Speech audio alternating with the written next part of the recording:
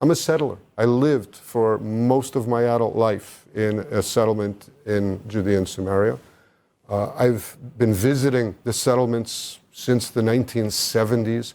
I'm a big supporter. Having said that, I am embarrassed by some of the things that go on in Judea and Samaria, especially in recent years, as far as the lawlessness. People who attack innocent people should be condemned. Wherever they are, wherever they're doing it, that is bad. Attacking innocent people, bad. Okay? So people doing things that are illegal, those people should be taken in by the police and interrogated and be treated like criminals. However, to discuss what's going on in Judea and Samaria and then swoosh over to a small group of people. But I said... You did. But I just want to highlight that is horribly mistaken. The overwhelming majority of people, including people on hilltops, are working very closely with local city councils and are fully accepted, working with the army, and everything is going very kosher.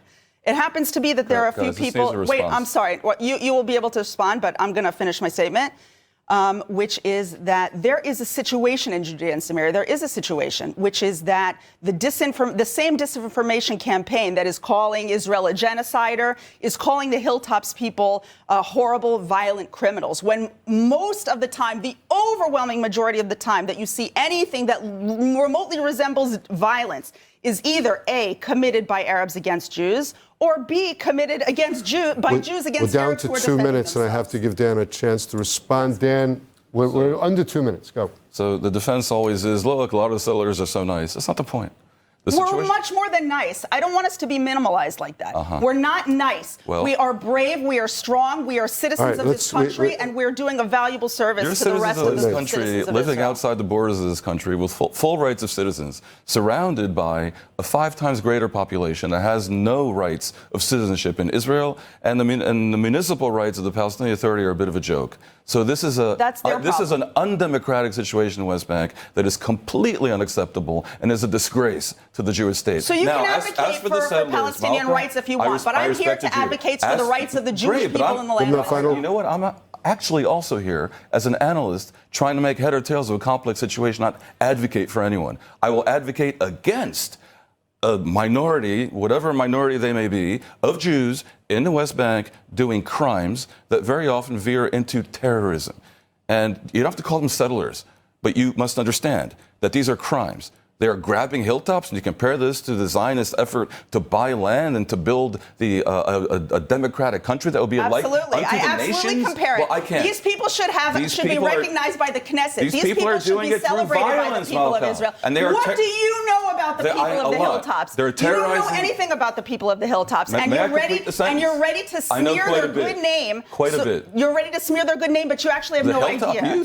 That sit there and grab a hilltop, sit with a gun, threaten the Palestinians, steal their land, run over their sheep, and know that they're doing this with the implicit. A huge group of people. There's no way to talk this way, Malcolm. Please stop. They're doing it with the implicit support of the Israeli military that refuses to take action against them. None of them have been prosecuted. Why do you think that is? And their purpose, by the way, is to drive the Palestinians into more terrorism so that a huge Armageddon-like war will happen.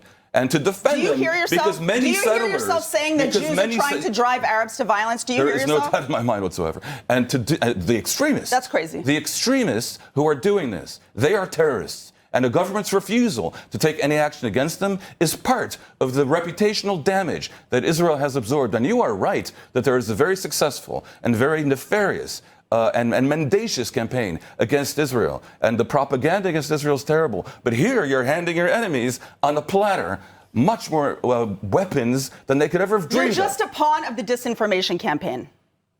All right. Well, that was a very interesting final part of our broadcast, I have to say.